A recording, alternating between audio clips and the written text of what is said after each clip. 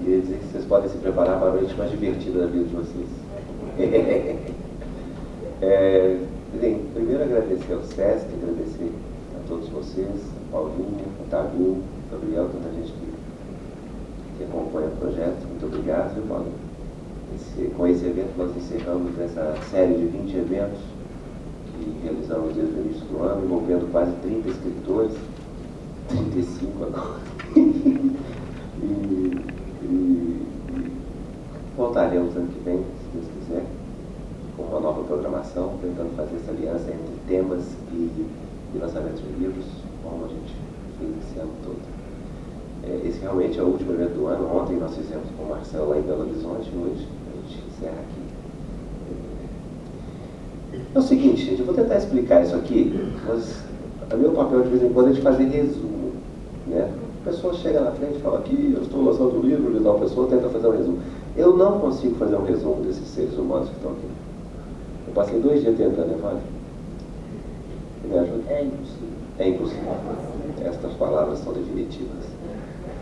E tentando falar um pouquinho de tudo, é só agradecer a amizade desses queridos amigos que se transformaram em queridos, né?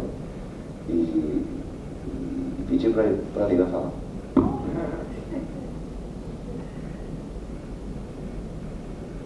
Eu acho que presente como esse de Natal, Afonso, né?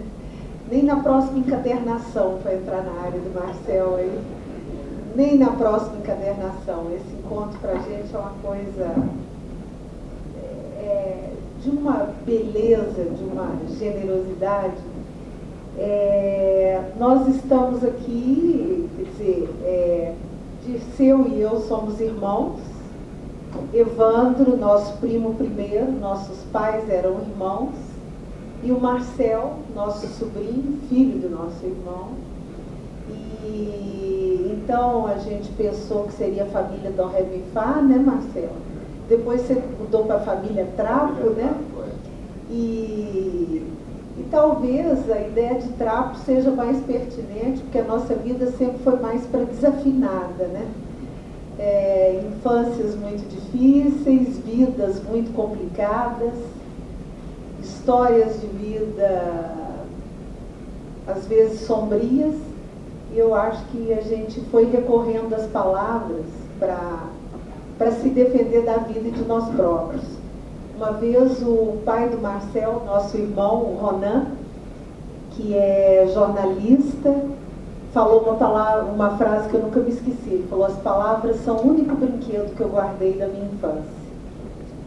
E eu acho que numa infância que faltava tanta coisa, nossa infância foi em Araxá, e tantas coisas materiais faltavam, e tantas coisas do ponto de vista emocional também faltavam.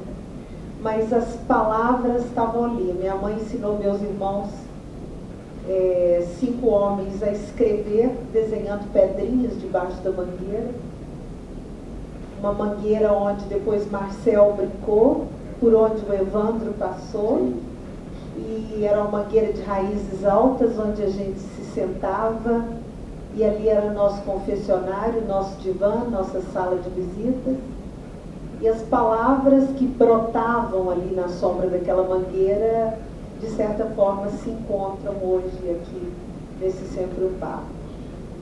E, tia, nesse livro, né, no Viver Não Dói, tem uma crônica em que a Leila fala da mangueira, né, e fala das conversas, né, que ela tinha com a mãe, com a minha avó, que é a vovó Lúcia, né, que era uma professora, e uma vida muito dura, né, e está contado aqui, e a vovó Lúcia pedia para ela: conta um pouco dos galhos e das perguntas nessa mangueira. Depois eu prometo que eu fico caladinha, viu, Evandro? Mas é porque a gente está aqui, o Carlos Armando, que é nosso primo e que acompanhou essa história toda. Nós éramos filhos então de uma professora de português que dava aula de manhã, de tarde à noite, para sustentar 9 pessoas dentro de casa, minha avó, meu pai, ela, os 6 filhos. Meu pai nunca trabalhou, ele conseguiu uma aposentadoria nebulosa, misteriosa, quando ele ainda era jovem, misteriosa e modesta, que ele gastava no jogo, gastava com as mulheres, e a minha mãe tinha que trabalhar o dia todo. E meu pai saía à noite, era um boêmio, de dia ele ficava em casa. Eu era a única mulher, a mais nova, e meus irmãos iam para a rua, porque meu pai realmente, que Deus o tenha, que está mais do que perdoado. Hoje eu falo dele com carinho, de verdade. Mas meu pai não tinha vocação para ser pai nem marido, e era uma pessoa profundamente complicada e nos castigou bastante, digamos assim. E eu ficava com ele e com a minha avó. Os meninos iam para a rua e a minha avó não andava, eu ficava cuidando dela, ela cuidando de mim, nós duas nos defendendo das loucuras dele. E na hora do almoço eu ficava louca na porta de casa, doida para minha mãe vir almoçar, chegar do colégio, para ter um pouquinho de alegria naquela casa. Não sei nem se era alegria, era alguma coisa boa. E aí, quando a mamãe chegava, só dela bater os olhos em mim, ela já sabia se o papai estava nos dias piores. E aí ela não perguntava, ela jamais perguntava como é que está seu pai, o que aconteceu, nada. Ela só falava, vamos para a mangueira, vamos conversar. Depois eu como qualquer coisa. E a gente se sentava nas raízes da mangueira e a minha mãe conversava comigo como se eu tivesse a idade dela, eu com 7, 8 anos de idade. E ela abria o coração e era tudo em forma de pergunta, porque ela estava se perguntando, na verdade, né? Minha filha, o que nós vamos fazer? Até quando nós vamos dar conta dessa vida? O que vai ser de nós? Como é que eu te dei um pai assim? Como é que eu pude errar tanto? O que vai ser de nós? Ela repetia. E não tinha resposta, porque não tinha saída naquela época. As mulheres do interior de Minas quase não se separavam, e no caso da mamãe era ainda mais difícil, porque ela morreu agora com 92 anos, sem saber quem foi o pai dela. A mãe dela teve 6 filhos com homens diferentes, deu 5 e criou só a mamãe. Então, não tinha saída. Aí, quando ela parava de perguntar, eu perguntava, mãe, o que nós vamos fazer? Mãe, por que papai é assim? Mãe, e agora? Mãe, eu estou com medo. Mãe, nenhuma resposta. Aí chegava a hora que ela me puxava pela mão e falava, ó, agora nós já te penduramos as perguntas, tudo nos galhos da mangueira, você vai ver como que a gente vai se sentir melhor. E a gente se sentia. Por falta de respostas e de saídas, a mamãe ensinou a gente a perguntar. Eu tenho certeza que a Márcia Tiburi, filósofa, concorda, né, Márcia, que talvez seja a coisa mais preciosa que ela possa ter nos ensinado, porque as perguntas são primordiais. Então, essa mangueira, né, Marcel, era mangueira de pendurar perguntas, e a vida de alguma forma doía menos quando a gente aprendia a perguntar. E essa mangueira, há 6 anos, 7 anos eu de fato te contei isso, né? Eu fui para essa casa, né, que a minha Araxá, bati na porta, né, e pedi para ver a mangueira. E a mangueira já tinha sido derrubada e o quintal já tinha sido cimentado, porque a moradora falou que sujava demais. As folhas caíam demais, não aguentava mais varrer. Né? Se ela soubesse o tanto de pergunta que varreu ali, né? Varreu muita, né? Mas uma coisa que eu acho que é interessante, né, nesse grupo, e essa é uma invenção do Afonso, essa é uma invenção da família Ferreira junta, né? E eu, para vir aqui até, eu reli os livros, né? Li o livro do Afonso, reli o livro do tio Dirceu, As Máximas do Dirceu, né? Reli o livro da Leila. É impressionante, assim, como a nossa escrita, que é tão diferente, né, porque tem o romance do Afonso, tem as frases certeiras do Evandro, tem as frases certeiríssimas do tio Dirceu, né, com humor filosófico também maravilhoso, tem as crônicas da Leila, tem meus livros que são biografias, né, de Chico Xavier, de Kardec, mas todos eles têm, assim, muito a questão forte da morte, né, da vida e morte, de sentido da vida, né, de busca da felicidade. né? No Evandro tem muito também nesse livro, né? A solidão e a loucura. Eu acho que todos nós buscamos, da nossa maneira, cada um do seu jeito, né?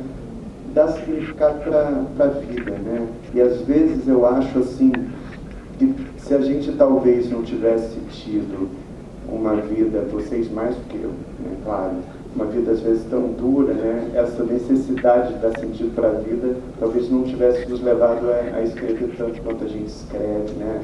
E a outra coisa é o cuidado, e aí eu acho que isso é muito interessante, que o Afonso, lá em Araxá, né, quando a gente se reúne, é uma coisa incrível a mesa, porque assim, é cerveja, é vinho, né, uns bebem pouco, outros não bebem nada, mas fica aquele queijo de Minas, né, o pão de queijo, e tem uma cultura oral muito forte da gente olhar um para o outro e falar, conta aquela de seu, por exemplo, conta aquele caso X. Né? Leila, lembra daquela história tal, e aí a gente vai apontando um para o outro e aqueles casos todos, né, vão aparecendo, em geral casos muito divertidos, né? Então eu acho que a gente podia talvez, né, para passar um pouco a palavra para o Dirceu, né? Porque, por exemplo, no livro dele, que tem frases maravilhosas, tem a velhice, o envelhecer é um dos temas que aparecem várias frases, né? Eu queria essa história aqui, quer ver? Tem uma que é maravilhosa, que é: a ida começa aos 40. A ida começa aos 40. Né? O maior defeito do meu passado é o seu tamanho. Tenho idade para ser meu pai. E sinto saudades do que não fui, mas na verdade a ida começa aos 40, né? Não, eu adoro uma frase que não tem a ver com essa, que eu adoro, aquela, né? O homem não veio do macaco, vem vindo, é maravilhosa. E aí, tio, conta aquela história daquela mulher, você atravessando a rua.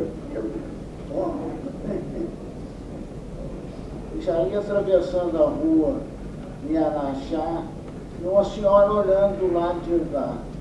A hora que eu atravessei, a hora que eu fui chegando do lado de lá, ela falou: você atravessou direitinho.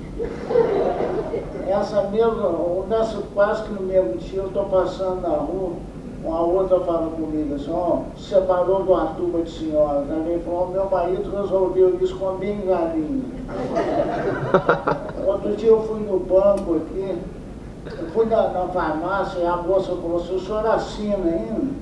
Eu falei: assim, a minha assinatura eu assino. Aí ela falou: qual que é o telefone do senhor? Eu falei, ela falou comigo assim: mas que maravilha, que memória que o senhor ainda está.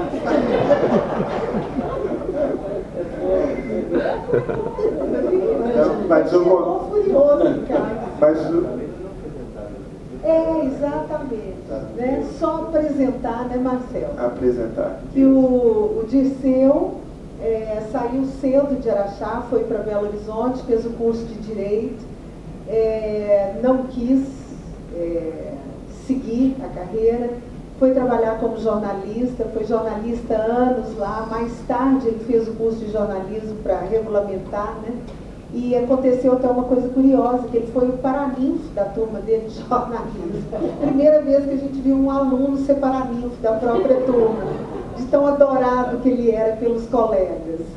E 20 e poucos anos atrás, 22, 23 anos, ele se aposentou em Belo Horizonte, mas antes de chegar nisso, sempre junto com o jornalismo, ele fazendo humor. Teve uma coluna no Pasquim, a coluna Picles, foi colaborador da Folha de São Paulo, coluna de humor do Estado de Minas, e o Enfio se inspirou nele para criar aquele personagem do Baldo Paranoico, né? E 20 e poucos anos atrás ele se aposentou, foi para Araxá, já tinha lançado alguns livros de humor, o prefácio do Tostão, a apresentação do Ziraldo, tudo. E resolveu e deixou tudo. Eu estou falando isso porque ele não gosta de falar, ele não fala essas coisas. E foi trabalhar como voluntário no Serviço Social de Araxá, trabalhando 8 horas por dia durante 20 anos sem tirar férias. E além dele não ganhar nada, ainda dava metade da aposentadoria, não sei, para o serviço social. Passou 20 anos em asilos, cadeias, hospitais, periferia, fazendo serviço de boy no banco, com artrose, andando com a maior dificuldade, indo pagar conta para o serviço social. E não quis escrever mais, até que agora, um tempo atrás, ele resolveu devagarinho, voltou a fazer as frases. Mas o pessoal de Araxá, porque ele ficou fora tantos anos, conhece ele só como o Dirceu lá do SOS, que ajuda os pobres, que distribui cesta básica, não sabe nada dele, né? E acham que ele tem, não 72 anos, que ele tem, mas 90, né? Como é que foi a mulher no ônibus outro dia? Me ofereceu o lugar e ela estava com o menininho do lado e cheio de sacola em cima do colo. Ela falou, senta aqui no meu lugar. Aí eu fui pro lado dela, assim, na hora que eu vi, o menino não queria sair e ela não estava se ajeitando com a bolsa para levantar. Aí eu falei, não, a senhora fica aí que eu fico mais satisfeita aqui em pé do que com a sentada aí do... Mas o que ele falou é que ela teve mais dificuldade para levantar do que não, ele. Quase que eu tive que ajudar, Agora, um consolo que eu contei para o tio Dirceu é o seguinte: outro dia eu um táxi lá no Rio, né, no banco de trás do táxi, ainda bem que era noite, eu não fiquei um pouco menos deprimido. Mas aí eu falei pro táxi alguma coisa, eu falei, não sei o que é da minha mãe, aí ele olhou pro retrovisor, o senhor ainda tem mãe? Aí eu falei, tenho, aí ele, benza a Deus.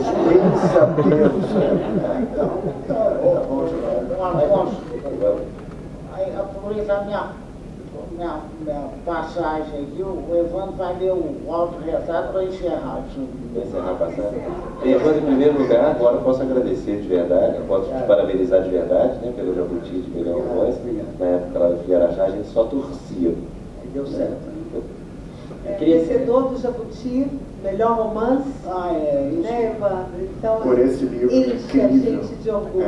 Eu queria dizer, antes de mais nada, que toda família tem uma ovelha negra. A ovelha negra da nossa família é esse moço aqui, ele deu certo. Tá bom. Agora, ninguém melhor do que o Dirceu para falar dele mesmo. Eu vou ler um trecho dele que chama-se Autorretrato.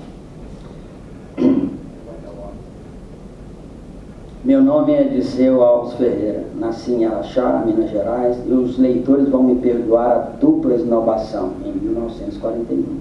Quanto à minha velhice em si, embora alguns a vejam como uma fase bela, juro que jamais sentirei saudades dela.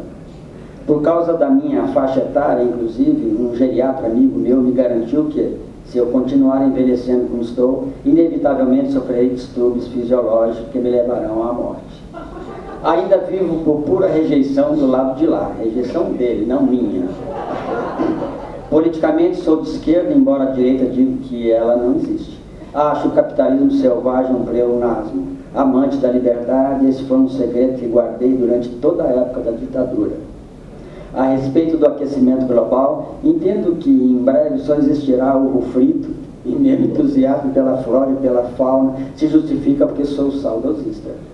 Considero-me um feminista mais convicto que qualquer mulher, viu, Márcia Figuri, sendo por isso chamado de machista. Confesso que não sou dono da verdade, apenas aluno. Afinal, confiando que o fim do mundo é por invenção de realistas, garanto que sou muito otimista em relação ao passado.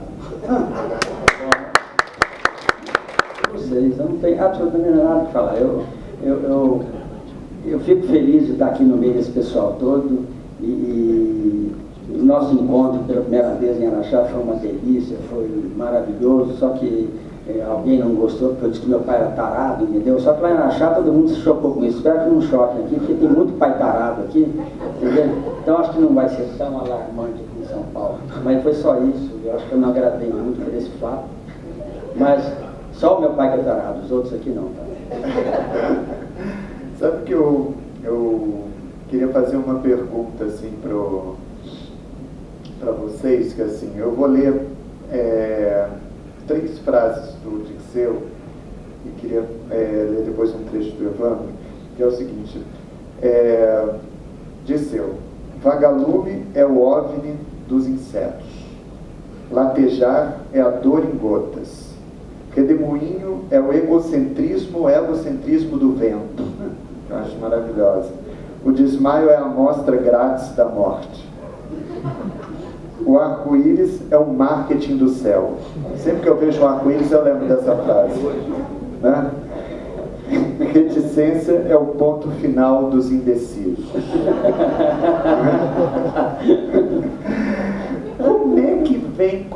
Como é que vem a frase? Tem muito de transpiração e tem de inspiração também, sabe? Eu não sei como que eu faço isso. Às vezes eu estou lendo um livro e vem uma expressão, uma palavra, aí eu vou fazer um humor sobre isso aqui e às vezes sai. Mas na maioria das vezes não sai, não. Eu pensei que você fosse dizer assim, como é que vem a frase? Lendo Milor. A frase, quando vem, eu já percebo que ela já está no Lobo Antunes. Mas o legal do Dirceu, agora tentando falar sério, não falando sério, é que os frasistas da geração dele, Milor, Enfio, Jaguar, né, tem assim, na soda cáustica, uma marca. Eles pegam muito do pior da pessoa, muito do pior da situação e transformam aquela frase em engraçada. O Dirceu não tem isso. As frases do Dirceu pegam, às vezes, um sortilégio do cotidiano, um instantâneo, uma coisa divertida, um assunto que a gente não percebe, e muita filosofia e vira frase. Eu estou querendo dizer claramente que não tem maldade. Ele chamou de mau humorista, hein? Só aquela coisa, Marcel, que quando você lançou o livro em Araxá, porque numa cidade interior de Minas, tudo você fala, ele é um frasista de humor, né? É uma coisa meio que as pessoas não entendem direito o que é isso, frasista de humor. E ele lançou o livro lá, como ele é muito querido, foi muita gente no lançamento. Mas depois as pessoas ficaram meio sem saber o que era aquilo, que frase era aquela. Como é que a mulher elogiou sua frase na rua, Tony? É porque eu chamo ele de Toninha, essa é uma outra história. Gostei, eu comprei seu livro. Será que lembrou da frase? Não. Lembrou da frase? Não, que falou comigo, encontrou comigo, falou assim, eu li seu livro, gostei muito de uma frase que tem. Eu falei, qual que é? Eu falei, assim de cabeça eu não lembro.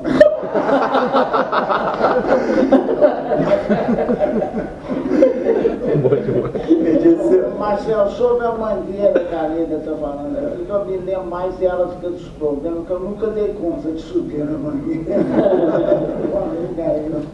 Você conta aquela do Édipo e a mãe? Do Édipo. Eu vou contar antes uma que eu nunca contei, que é que eu gosto. Eu estudava Direito em Belo Horizonte e morava num quarto conjugado, dois nordestinos, que era de Iguatu, no Ceará. Um chamava Helder e o outro Hernando. Aí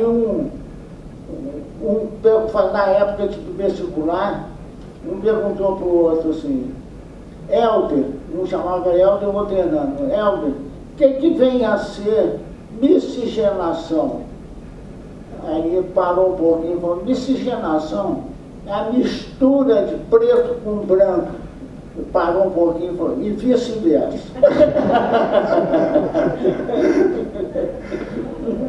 E o Édipo e a mãe? Da tia. Do Édipo e a mãe. O Édipo foi um best-seller, né, gente? Foi um best-seller. Essa do Édipo e a mãe foi um best-seller que eu tive. Foi só de texto. Eu que sou frasista, aquilo foi só de texto. Porque eu tenho por causa de 1000 detalhes. Mas quando eu escrevi o Édipo e a mãe, é que eu tinha feito a psicanálise 6 anos e meio. E quase que foi em homenagem aos 6 anos e meio que eu dei alta por psicanalista e parti para o livro. Aí no livro Édipo e a mãe fez sucesso em Arajá, e a minha tia, que era muito ingênua, muito santinha, pura, ingênua, simplória até. Aí o filho dela, que era meu amigo, ela perguntou assim, quem que é Édipo? Aí ele falou, não posso falar. Ele deve ter pensado, ele falou, não posso falar direito o que é Édipo. quando a gente é pequenininho, todo mundo é Édipo, mas depois tu vai procurando outro caminho, né? Aí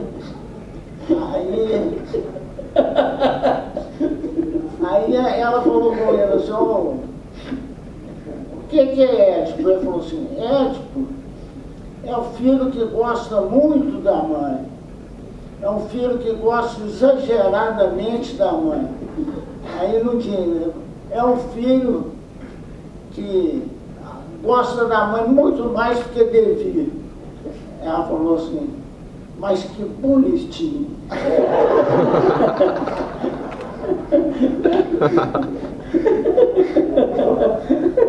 Só um detalhe aqui, Afonso, só um segundo, porque ele está falando que ele deu alta para o analista depois de 6 anos. O analista dele era um suplício, porque ele ganhava mal como jornalista, o salário ia todo para o analista não abria a boca nem um segundo, como só ia acontecer em tantos casos. E o analista queria sonhos, queria que ele sonhasse e contasse. E ele não conseguia lembrar. E aí ele descobriu que tomando maracujina ele sonhava. Ele tomava galões de maracujina.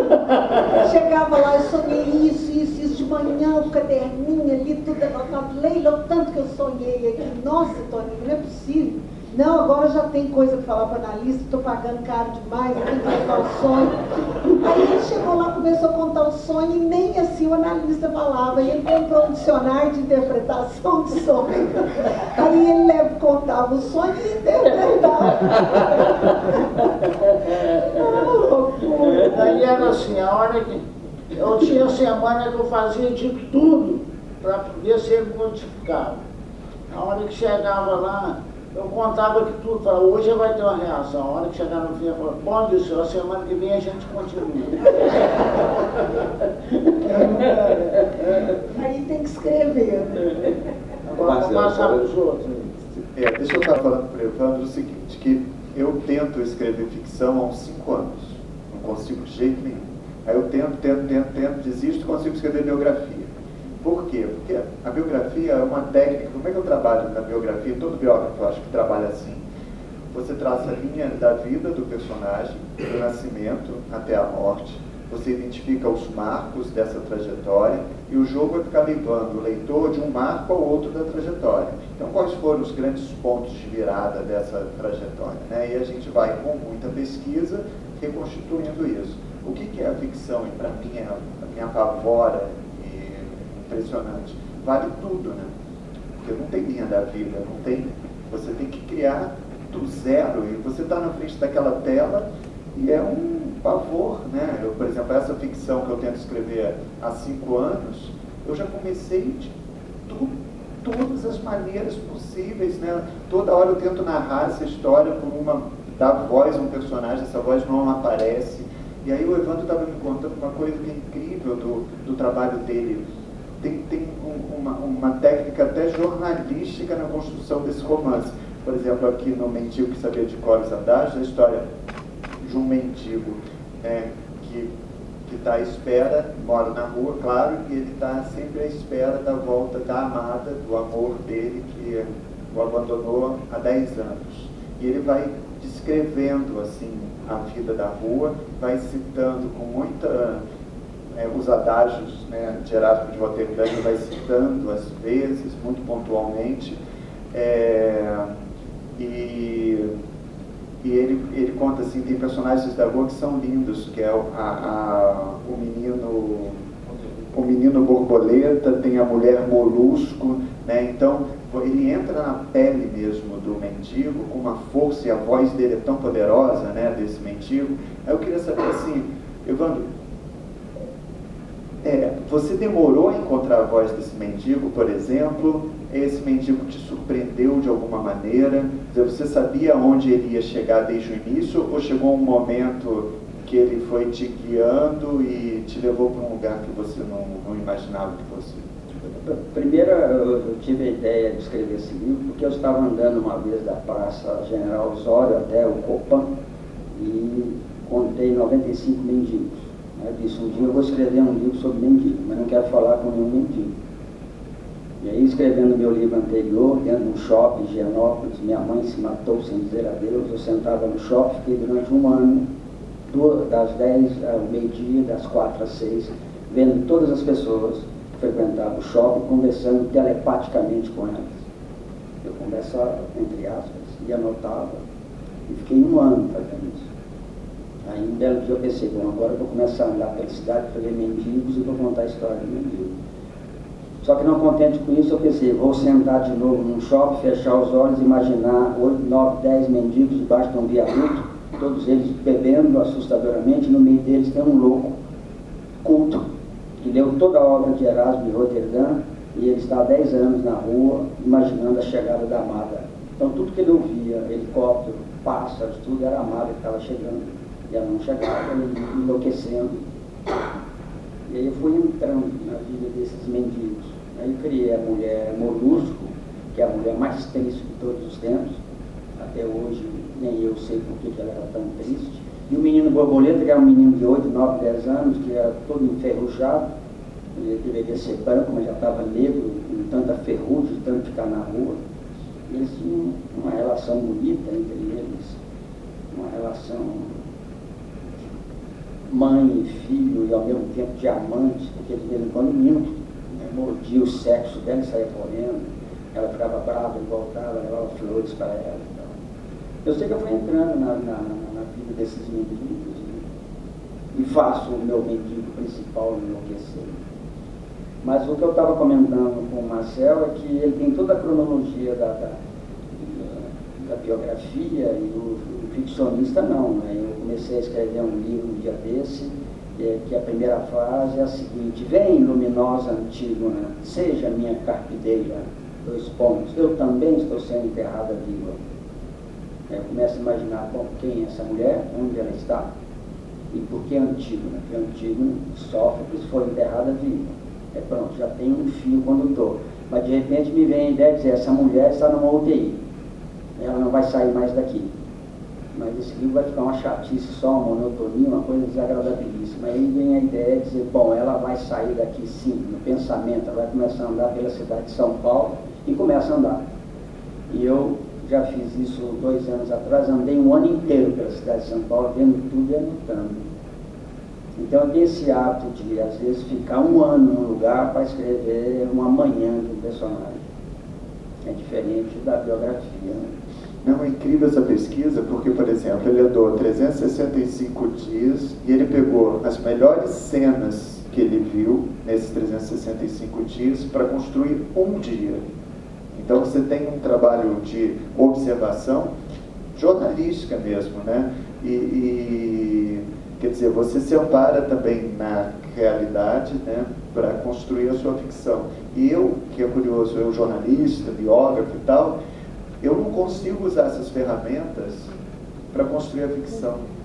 Né? É como se fosse quase um território proibido, né? E tudo que eu escrevo de ficcional é horrível, ficou horroroso, assim, não dá, sabe? Se eu publicar isso, vai ser um vexame absoluto. Mas a história do biógrafo também é muito complicada. Nós estávamos falando hoje no almoço o seguinte: eu tenho uma amiga que está escrevendo a biografia do Jorge Amado. E um dia ela comentou comigo, disse, eu não sei se eu vou colocar essa frase na biografia ou não. Eu disse, que frase que é? Uma vez o Jorge Amado disse o seguinte: Stalin tem o olhar de uma criança. Eu abriria um bilhão o título, né? Conta aquele caso daquele negócio que aquele pessoa te falou sobre o título do livro. Do Paulo Não, daria do capítulo. Não, o título do seu livro. O Evandro do Paulo Bias falou.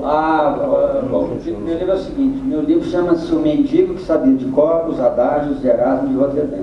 Quando eu contei isso com um primo nosso, diga-se de passagem, muito rico e muito generoso, maravilhoso, ele disse, Evandro, seu livro não vai vender. Mas por que, Paulo Humberto? Primeiro, ninguém sabe o que é mendigo, ninguém sabe o que é de cor, ninguém sabe o que é adágio, ninguém sabe o que é Erasmo de Roterdã. Ele sabia os adágios, ele não sabia o Elogio da Loucura. Elogio da Loucura é um livro que o Erasmo de Roterdã escreveu, porque na época da Inquisição não podia falar mal da igreja, então ele dá a voz à loucura, então a loucura pode falar. Então tudo fala que é a loucura que está falando. Sei como a gente vai sortear, não, você pode sugerir. Ele lê qualquer trecho que seja isso. Vou ler qualquer trecho. O Marcel lê lá que eu tenho, você já escolheu pra Pode. Pode. Qualquer trecho aqui, tá?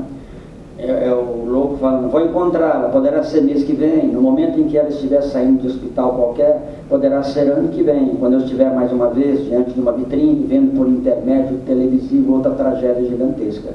Colocava acima de tudo a independência intelectual, a liberdade de espírito e o culto do homem em todas as formas. Estou falando dele, Erasmo de Roterdã.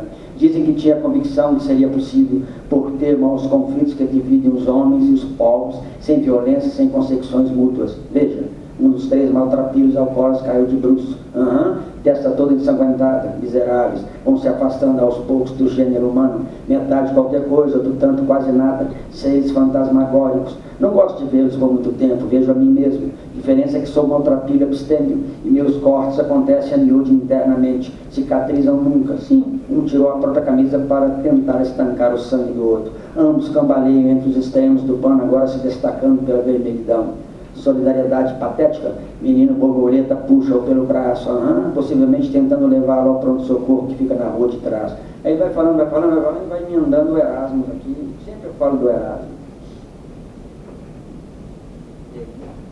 E agora vamos para o humor, que esse dia é muito triste, vai todo mundo chorar demais. Por quê? Porque, por exemplo, por que jornalisticamente o Chico é tão interessante? Foi quem me colocou nesse mundo, né? O Chico escreveu mais de 400 livros, de todos os estilos, vendeu mais de 25 milhões de exemplares em vida e doou toda a renda dos direitos autorais para instituições beneficentes. Por quê? Porque ele dizia, eu não escrevi nada, os livros não me pertencem.